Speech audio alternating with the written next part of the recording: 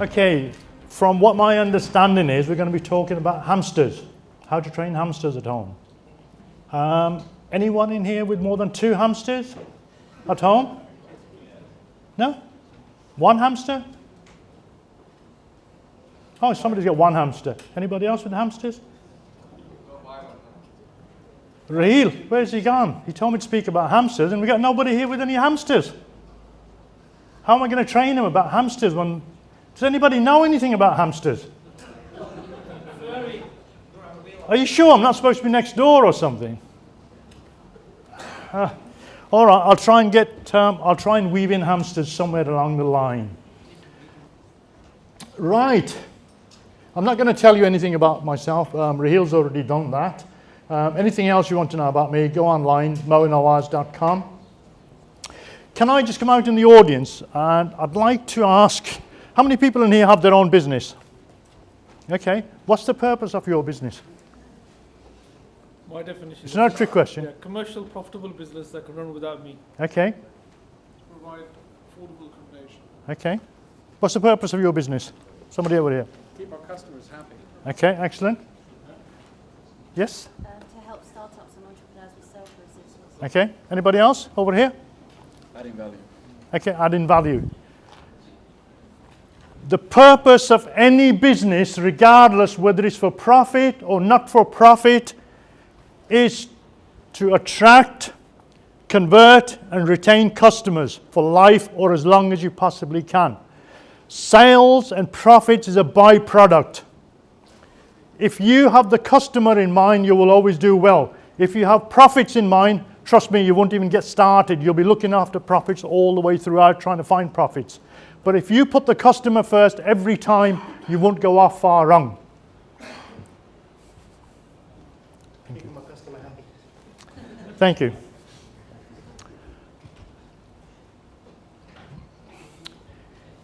If you had to bet on a graduate who's left with an honours degree from university versus a hardened, hardcore drug addict, who would you bet on?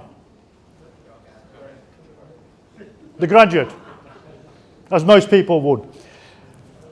Over 10 years ago, I worked helping recovering hardcore drug addicts.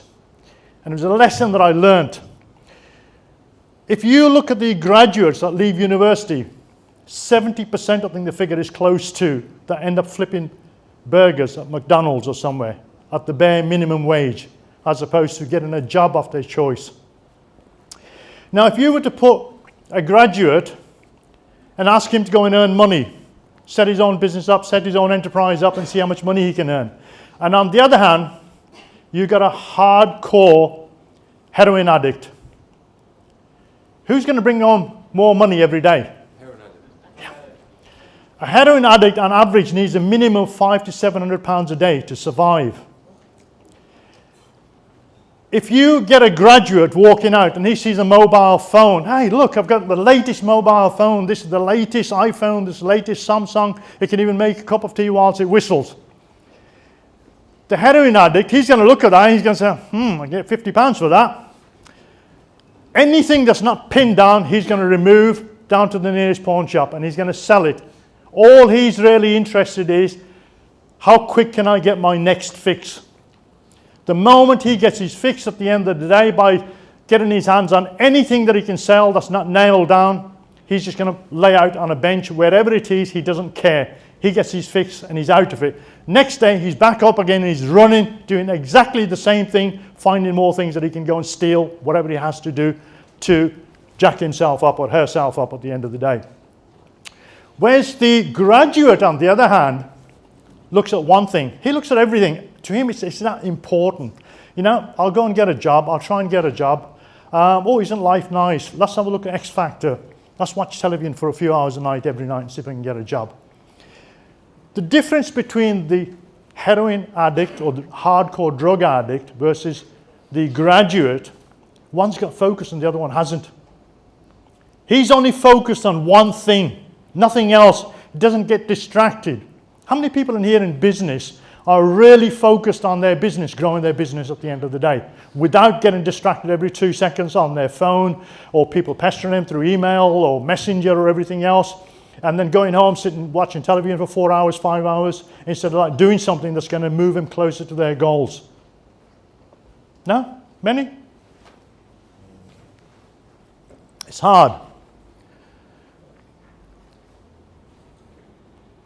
This got me thinking, how can we apply what I learned from the drug addicts who really know how to focus on a singular thing every single day and achieve their targets, versus the entrepreneur who gets distracted with everything and doesn't know where he's going or where she's going.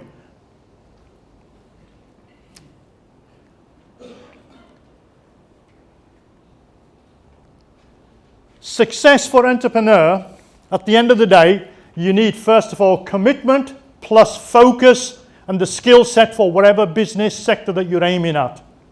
That will give you the confidence. Once you have got those, the commitment, the focus and the skill set, confidence comes along. It's a vicious circle. As you repeat those over and over, your confidence level goes up and everything else goes up. It's a question of continuing that loop, continuing that circle to keep you going. Most people, unfortunately, have the commitment without the focus and skill and then expect to get confidence. Or they have the skills and the focus but no commitment. They'll take any of the two without the third and then expect, to get results and then wonder why they don't get results. So if we know that and we want to find more people similar to our hardcore drug addict, somebody who's focused, you on your own are going to be limited to how far you can grow your business. You're going to be restricted. You can take your business to a certain level and you're going to be stopping there. You're going to need people around you. And the people that you need around you are people who are going to help you to get your business to the next level. How do you find those people? How do you get the right people on the bus, on that journey with you, to take you to the right direction, help you to achieve your goals quicker than you would on your own?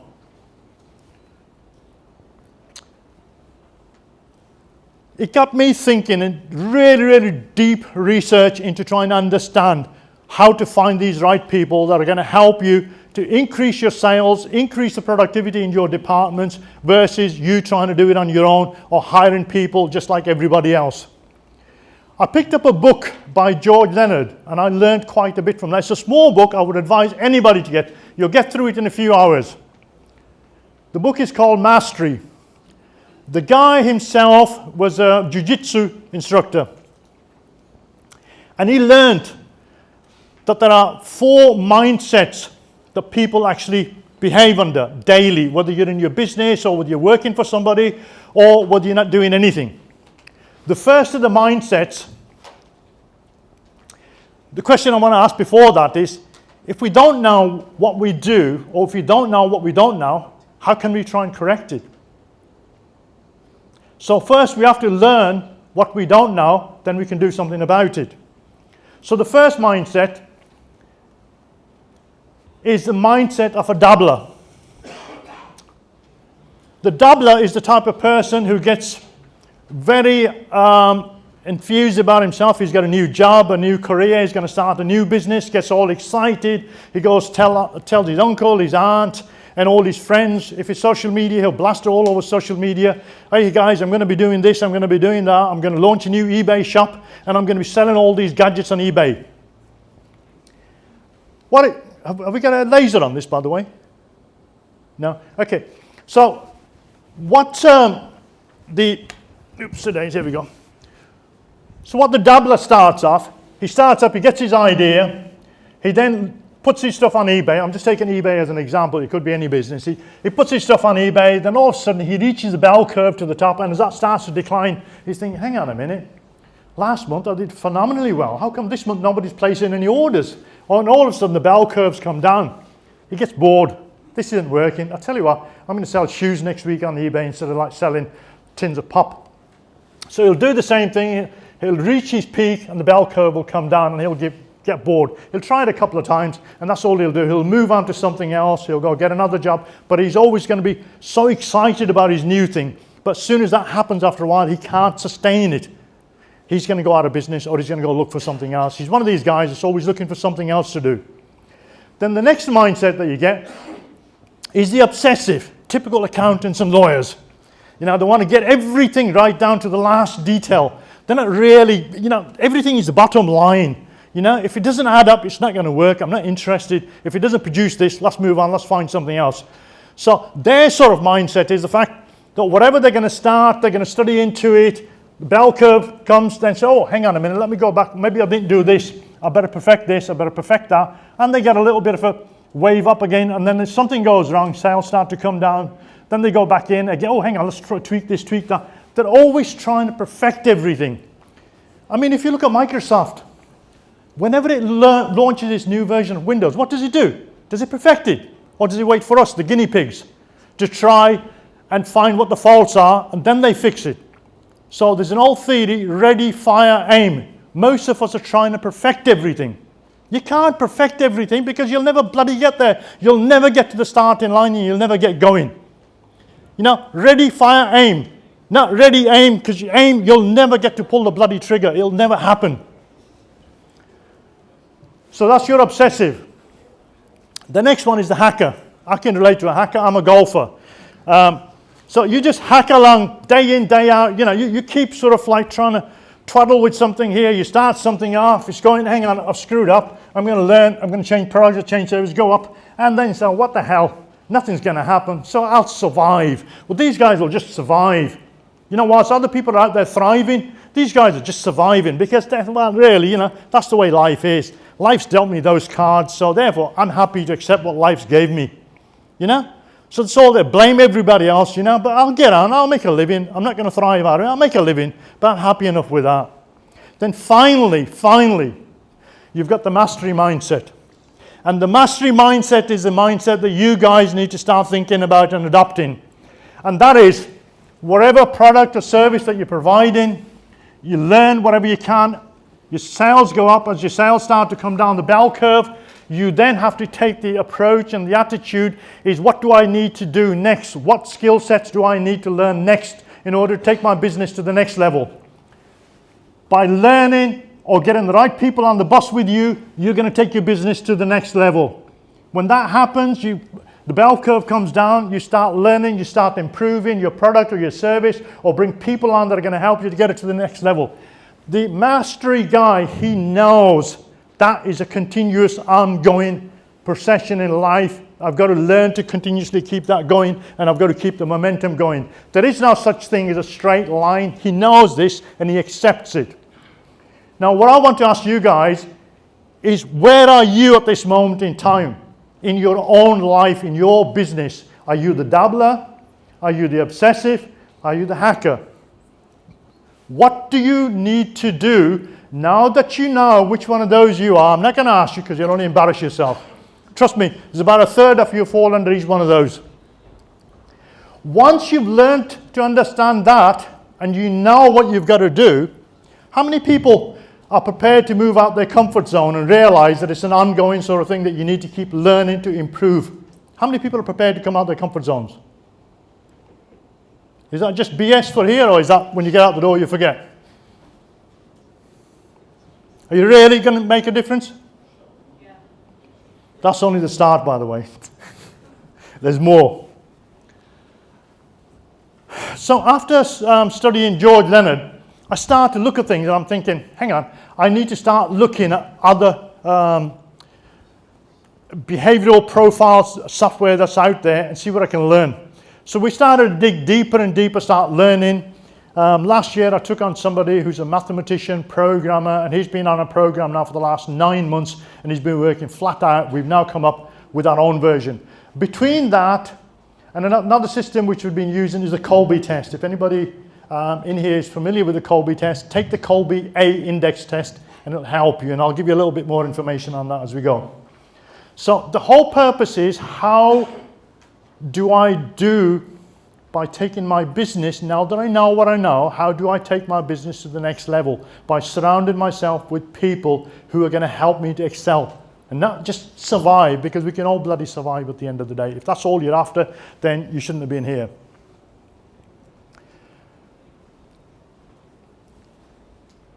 The real success factor of any business is having the right people with you, with the right skills, who enjoy what they do, day in, day out. And the key word is enjoy.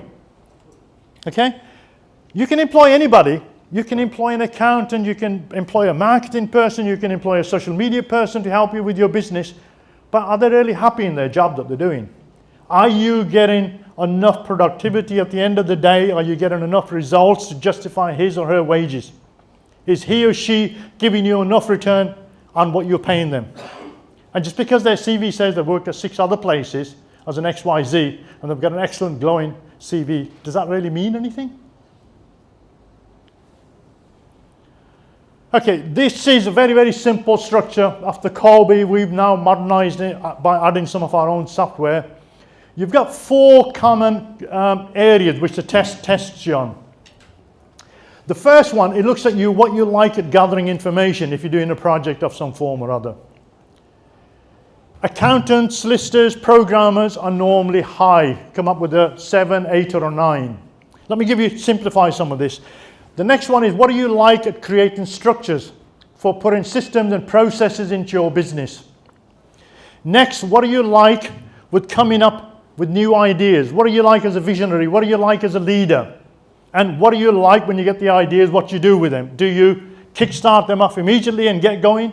And finally, when it comes down to doing the physical work, what do you like? Are you going to do the work yourself, or do you need to surround yourself with people who are doers? Once you begin to understand that, let me go back to the beginning and simplify things.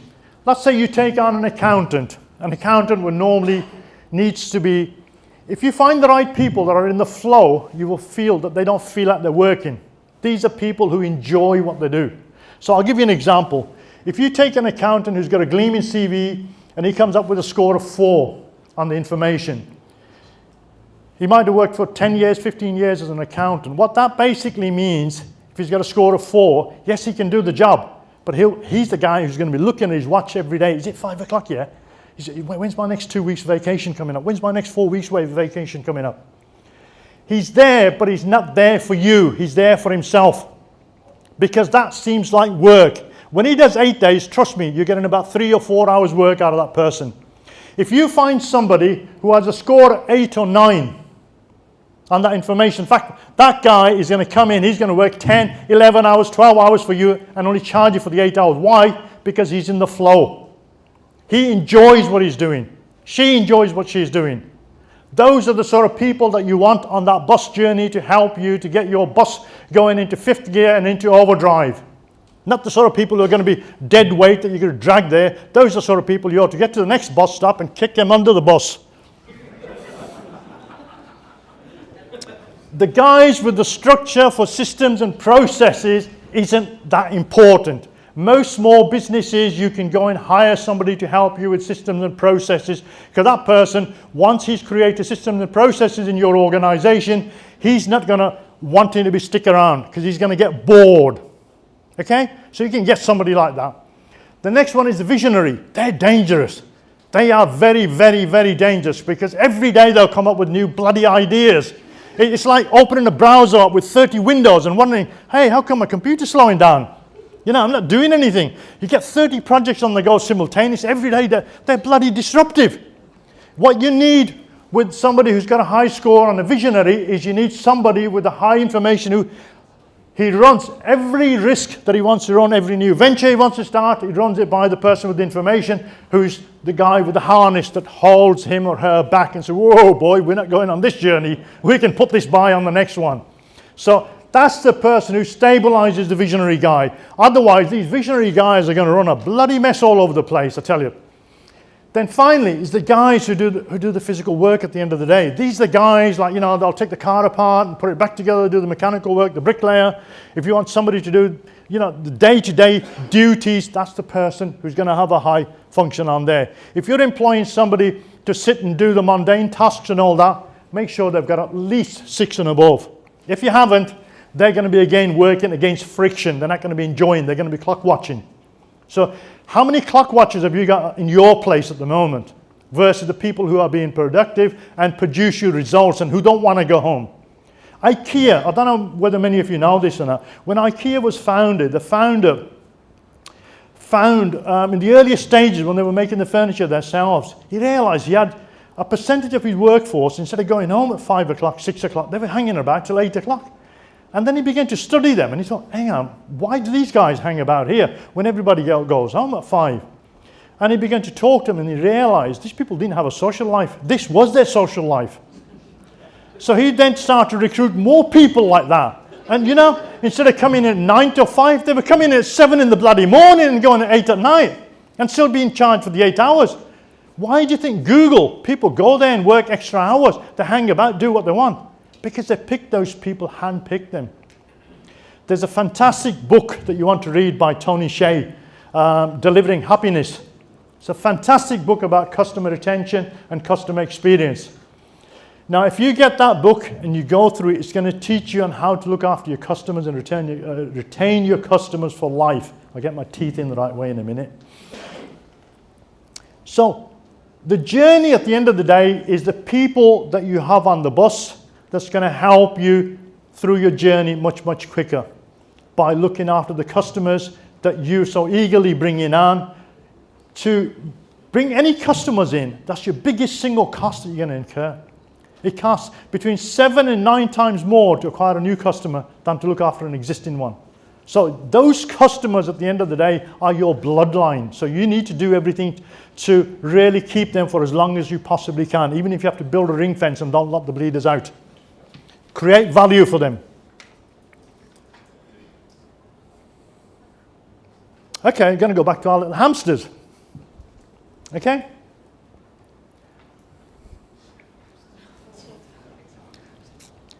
How many people feel in their business that's what they do? They go in Monday to Friday, Monday to Saturday, Monday to Sunday, and literally jump on that hamster wheel and they're just literally churning that wheel. Day in, day out, day in, day out. Let's take an example. Harry. He's working 10 hours a day. He's producing 10 grand at the end of each month. How does Harry increase that 10 grand to 15 grand or 12 grand or 20 grand? Okay, Harry can speed the hamster wheel up a little bit. He can probably crank 12 or 13, but he's going to burn out within a month or two. He's not going to be able to sustain that. He will burn out or she will burn out. So how do you then crank that up? You need to go and find a hamster. Look at the scores that we scored earlier on. Sorry, let me go back. Look at your own DNA makeup and say, I'm producing £10,000 a month with my score on there. What qualities, if I were to go and carbon copy another hamster like myself, to clone another hamster, what qualities do I not need in that hamster? Well, for starters, I won't want him doing too much thinking because I've got too many ideas as it is.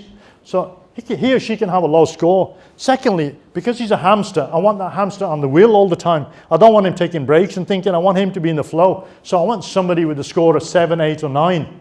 You know? Does he really need to be a fact finder? Actually, if he's got more than 5 or 6, he's going to be very useful to me. So again, find the right hamsters that you can carbon copy that are going to crank the wheel up. So coming back to our hamster wheel again, by getting the right hamster with the right DNA, you're going to be able to crank 13, 14, and 15 times more than what you would yourself. So again, what are you hiring? Are you hiring mice? Are you hiring rats? Or are you hiring hamsters? Most people end up hiring bloody ducks, and then they wonder why they can't fly like eagles. You know, so how the hell are you going to do that? You've got to be cautious. You've got to really understand, who am I hiring? What do I expect from that person? What's the DNA makeup of that individual that I'm going to bring on board? Because I want that person, if I'm making an investment of 10,000, 20,000, 50,000, 200,000, 300,000, I want at least a minimum of 3 times the return. 3 times the return is the minimum you should be looking at. Instead of saying I'm going to pay somebody 25 or 30,000, why not go and get somebody who's better qualified for that department or for that task or that job and pay them even an extra 5,000, extra 10,000. Most entrepreneurs are frightened of hiring people who know more than them. Oh, he'll steal my business. He'll steal my contacts. She'll do this, she'll do that. How the hell are you going to increase your own level of knowledge and expertise if you have people that are lower than yourself? You want people that are smarter than yourself. Surround yourself with smart people so they can lift you up to their level. And when you get up to their level, hire people that are even smarter than them to take the whole group up to the next level. You need to continuously evolving upwards, not downwards, not flatliners, because that's not going to do you any good. So just watch out for the rats. I'm a great believer, action drives out thoughts. What do I mean by that? I can guarantee you, whatever you learn in here, from earlier sessions afterwards, from myself, you have the best of intentions to put some of these plans to work for you tomorrow, next week, next month. But the moment you go back to work, you're going to become the hamster. Because whatever thoughts that you had about thinking of growing your business, the moment you jump on the hamster wheel, the only thoughts you have left in there is, where's my next foot going? Where's my next step? Where's my next step?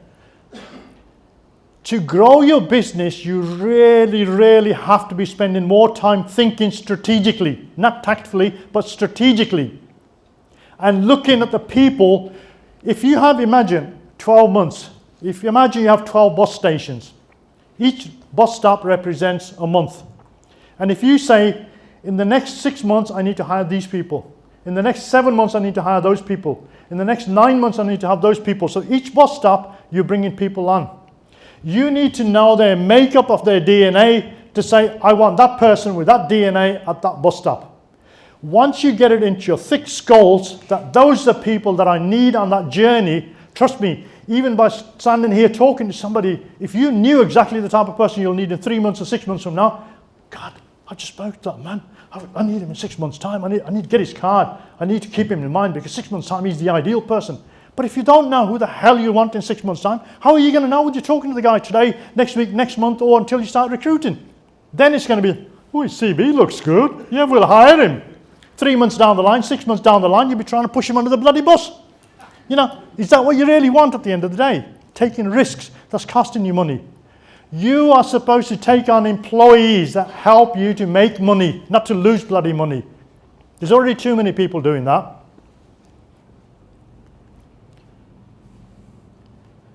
Success at the end of the day is what you make it.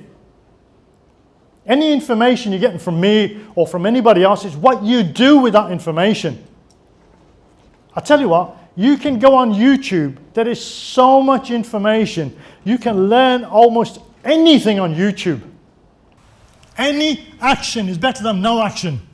We make excuses to ourselves every single day as why we can't do this, why we can't do that. Instead of saying why we should be doing. Right, I'm running out of breath, I'm getting old. Any questions? You know, you've been an advisor and mentor to various different individuals. What's one of the most inspiring actions you've seen by someone that we can learn a lesson from? Actions from people at different level, different organisation. My own prime target audience, the people that help to pay my bills and keep my lifestyle, are people that are in the FTSE 100 or the major corporates. I also, in addition to that, run programs, which are the scholarship programs to help the next generation of entrepreneurs to do better. Those programs we create, who's familiar with the word mastermind groups in here? Okay, we have mastermind groups. We have anything below $1 million. We have a scholarship program which we started back in 2014 September, and that's been very successful. Most of the people that come in our mastermind groups, over 70% of them achieve the results and actually progress on to the next level. So we've broken that up into two groups. people doing less than 100,000 in turnover and people over 100,000 but less than $1 million. Now, every month we get these groups together, and it's what you learn from each other, from outside of your own industries. If I have two bosses outside here going to 2 conventions, and you guys are all accountants and you guys are all farmers, and I got 2 bosses out there, and I say, okay, we got one boss going to the farmers convention and the other one's going to the accountants convention. I can guarantee you 99% of you will jump on the appropriate buses.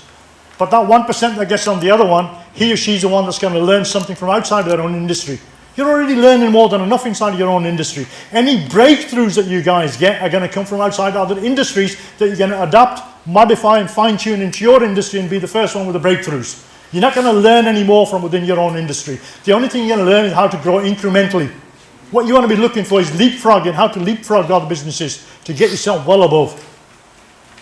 Does that answer your question? Thank you very much. Thank you very much for your insightful presentation. What I wanted to ask was, for someone who has many ideas, how do you go about choosing which idea to go with? There's always, the next idea is always better. So how do you translate that from picking an idea and also taking action? Find somebody who's got a high score on the fact-finding side of it, who's on the discovery side, he or she spends more time, and use that as an anchor to hold you back, to evaluate every idea that you come up. Never say, leave it, we've got enough on the go. Always put it down in the book, always evaluate it. Okay, this can sit for next week, next month. Always put them down in a book that you can actually be going back to later stages. The worst thing you can do is shoot somebody down saying, look, we've already got 4 horses running, we don't need a 5th or a 6th because we ain't got the resources. Write them down, plan them out, leave them there for later. Sorry, just to follow on from that, what if you're a startup and you can't employ anybody? Find somebody with that sort of score. It costs you nothing. Once you get to understand, look at the Colby score. Once you get to understand the Colby score and other scores of that and how we're made up of our DNAs, I can have a conversation with you and I can find out where you fit in without even running the test. So once you get a better understanding where people are, then you can find that right person. You don't need to be paying that person because he or she might be weak in the other element which you can then support. In our mastermind groups, what we do, we get them to take the tests and then we have the people that are the opposite to counterbalance. Every single week they're on the phone this is my target for this week. They're saying, whoa, hang on a minute, let me put the reins on you, let puts the brake on you, you're going too fast on there, guy. Have you thought about this? Have you thought about that? And they help to balance out the results they get. Sorry, a final follow-on. So would you have to partner with that individual? Yeah. Your partner, he's helping you or she's helping you and you vice versa, helping each week to get by on your goals and your targets. So they'd also have ownership in what? No, not ownership, just acquaintanceship as a guide, as a mentor to help you. Find somebody, we've got a few people in here from my mastermind groups, they've got checks, every Friday they'll check in with their accountability partner. And all this is really an accountability partner to see how are you going on your goals, how far have you gone, is there anything I can help you with, and can you help me with mine? Thank you very much. Anybody else? Don't be shy, seriously. Here we go, here's another one over here. You mentioned the scores in the test. Where can we take the test? If you go on to kolbe.com, Colby, it's the A index test if you take that. Okay?